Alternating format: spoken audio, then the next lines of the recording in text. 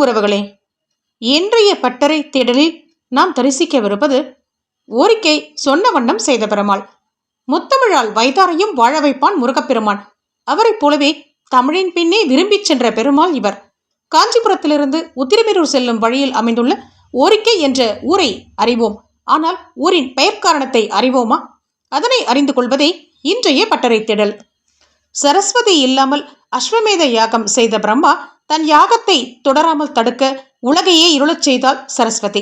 இருளிலிருந்து உலகை காக்க விளக்கொளி பெருமாளாய் அவதரித்தார் திருமால். சரப பறவையாக உருவெடுத்து வந்த சரஸ்வதியை தடுக்க 8 கைகளை கொண்டு அஷ்டபுஜ பெருமாளாக அவதரித்தார். மீண்டும் யாகத்தை அழிக்க சரஸ்வதி நதியாக வேகமாக வேகவதியாக வந்ததால் யாகத்தை காக்க பெருமாள் தானே பாலமாக மாறி கிடந்தார். திருவெட்கா என்றால் சரஸ்வதி என்று பொருள். அவ்வாறு திருமால் கிடந்த தலமே திருவெட்கா திருத்தலமானது.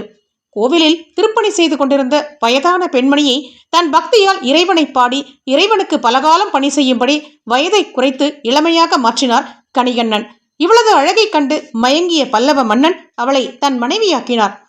காலம் செல்ல செல்ல மன்னவர் முதியவரானார். அவரது மனைவி இளமையாகவே இருந்தார். இதை கண்டு கவலைப்பட்டு தனக்கும் இளமை வேண்டும் என ஆழ்வாரின் சிலரான கணிகண்ணனிடம் வேண்டினார் மன்னர். அதற்கு கேட்டவர்க்கெல்லாம் அந்த வரம் தர முடியாது என்றார் சீடர். மன்னருக்கு கோபம் வந்து கணிகண்ண சீடரை நாடு கடத்தும்படி உத்தரவிட்டார். இதை அறிந்த ஆழ்வார் சீடருடன் தானும் வெளியேற முடிவு செய்தார்.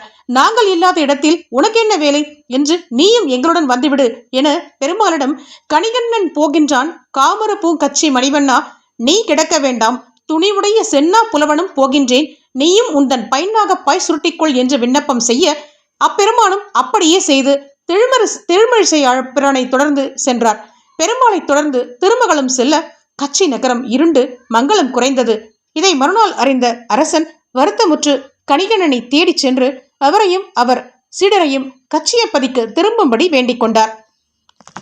கணிகண்ணன் தன் குருவை வேண்ட அவரும் ஆண்டவனை நோக்கி, கணிகண்ணன் போக்கொழிந்தான், காமர பூ கஞ்சி மணிவண்ணா, நீ கிடக்க வேண்டும், துணிவுடைய சென்னா புலவனும் போக்கொழிந்தேன், நீயும் உந்தன் பைனாகப்பாய் படுத்துக்கொள் என்று வேண்ட திருமகள் நாதனும் அவ்வண்ணமே செய்தான் என்பது வரலாறு. இதனாலேயே பெருமாள் சொன்ன வண்ணம் செய்த பெருமாள் என்று போற்றப்படுகிறார்.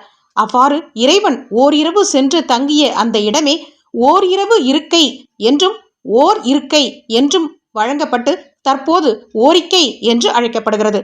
இதுவே ஓரிக்கை என்ற ஊரின் பெயர் காரணமாகும். என்ன உறவுகளே, சொன்ன வண்ணம் செய்த பெருமாளையும் சொன்ன வண்ணம் வந்த பெருமாளையும் தரிசித்ததில் மகிழ்ச்சி தானே? மீண்டும் இது போன்ற நல்லதொரு தேடலில் சந்திக்கும் வரை உங்களிடமிருந்து விடைபெறுகிறேன். உங்கள் முளைப்பட்டறை முனைவர் இளவரசி. வாய்ப்புக்கு நன்றி. வணக்கம்.